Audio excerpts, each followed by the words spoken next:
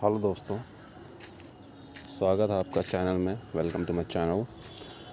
बहुत दिनों से ख़ान सर पर डिस्कशन चल रहा था, तकरीबन 4 to 5 डेज़ अप्रॉक्स। तो ट्विटर पे काफ़ी ट्रेंड हुआ रिपोर्ट टू ख़ान सर। काफ़ी वीडियोस वायरल हुए हैं उनके ख़िलाफ़, उनकी कुछ क्लिप्स भी वायरल हुई जिस पर उन्होंने सफाई भी कुछ दिया फ़ोन के ज़रिए लल्लन टॉप को, लेकिन बाकी चीज़ों पे उनका मतलब जो है सो वो शांत रहें। चलिए कुछ चीज़ें हम क्लैरिटी के साथ आपको बताते हैं इस चैनल पे। आपका ज़्यादा वक्त नहीं लेंगे, आपको काफ़ी चीज़ें समझ में आएंगी। चलिए स्टार्ट करते हैं।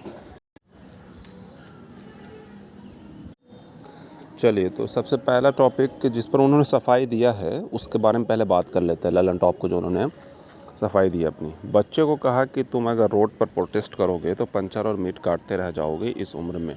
और पढ़ाई पर उन्होंने तरजीह देते हुए बताया। उनका कहना था कि ये तब की बात है जब फ्रांस का प्रोटेस्ट हो रहा था, उस वक्त ये ऐसी बातें सामने आई थी। तो उस वक्त मैंने कहा था कि मतलब जो है पढ़ाई पर तरजीह दी थी। उनका गौर व फिक्र जो था वो पढ़ाई की तरफ था, ऐसा उन्होंने सफाई दिया। लेकिन अगर गौर किया जाए इस बात पे कितनी सच्चाई है, तो क्या प्रोटेस्ट करने वाला जो भी बंदा है वो मतलब जो है सो उसका तुलना मीट से करना और पंचर साटने से करना, जो कि एक काम है, क्या ये वाकई सही है? और प्रोटेस्ट क्यों हो रहा था, मकसद ये होता है अगर किसी टॉपिक पर डिस्कशन किया जा रहा है तो वो टॉपिक था किससे रिलेटेड। सबसे पहला मुद्दा ये होता वो था मुस्लिमों के मतलब मेन प्रॉफिट, जो लास्ट प्रॉफिट हैं उनके बारे में विवाद था फ्रांस में, उस पर था। तो उनका जो डिस्कशन था इस टॉपिक पे वो मतलब कितना कारगर है, कितना सही है, क्या वाकई मतलब जो है सो जो प्रोटेस्ट करते हैं वो पंचर और मीट साटने वाले होते हैं या अक्लमंद होते हैं, पढ़े लिखे लोग होते हैं जिन्हें चीज़ें समझ में आती है, वो लोग प्रोटेस्ट करते हैं, सही चीज़ों को उभारते हैं और गलत चीज़ों के ख़िलाफ़ में जा कर के वो मतलब आवाज़ उठाते हैं।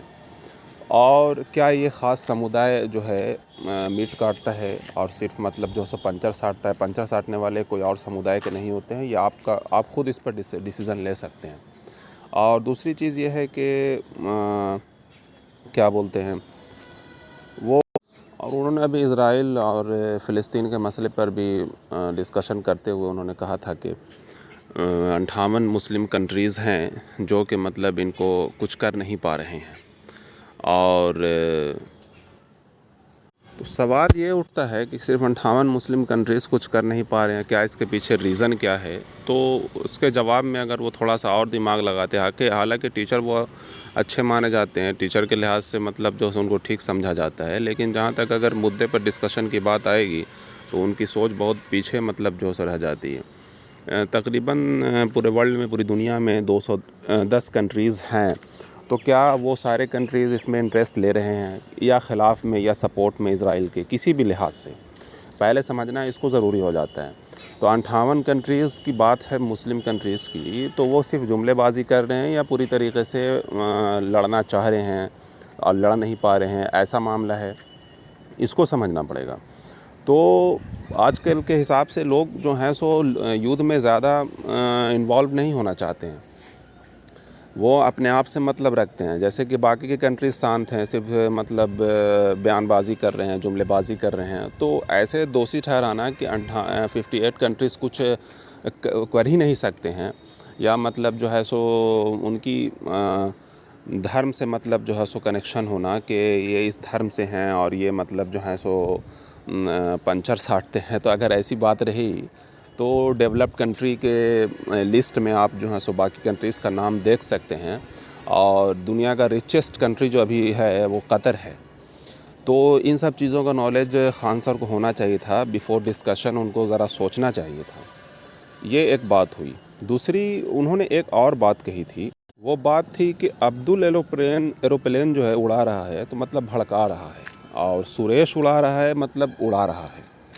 सोचिए इनकी आइडियोलॉजी। हालांकि ये क्लिप जो वायरल हुआ ट्विटर पे वो तकरीबन 30 सेकंड का था, लेकिन इनकी बोलने की मानसिकता, इनकी सोच को ज़रा आप भाविए कि ये क्या कहना चाह रहे हैं, ये लोगों को क्या संदेश दे रहे हैं इस तरीके से।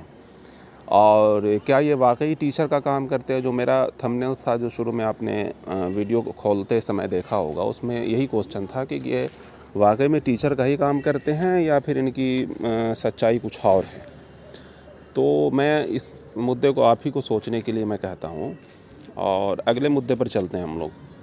देख सकते हैं ये पूजा करते हुए ये वीडियो वायरल हो रहा है। इसके बारे में पूजा करते हुए खान सर को देख रहे हैं, इस पर ज़्यादा मैं टिप्पणी नहीं करना चाहूँगा। ये अपना इनका ख़ुद का मामला है, और क्यों करते हैं क्या करते हैं, इनका नाम वाकई अमित सिंह है या फ़ज़ल ख़ान है जो कि विकिपीडिया पे शो होता है, जिनके बारे में इन्होंने साफ साफ लल्लन टॉप को जवाब नहीं दिया और कहा कि वक्त आने पर मैं खुद बताऊँगा।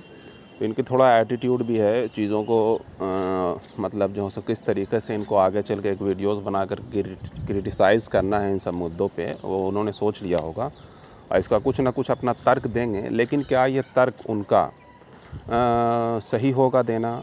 और हर तर्क जो है किसी भी मुद्दे को जब उभारा जाता है तो उसका जवाब अगले लोग सोच करके हमेशा ही देते हैं, और हर कोई देना चाहता है और देता भी है। लेकिन वो कितना सच है कि उसको एक्सेप्ट करना चाहिए नहीं करना चाहिए, ये ख़ुद की मानसिकता होती है, ख़ुद का नॉलेज होता है, ख़ुद का दिमाग होता है जो चीज़ों को अच्छी तरीके से समझाता है।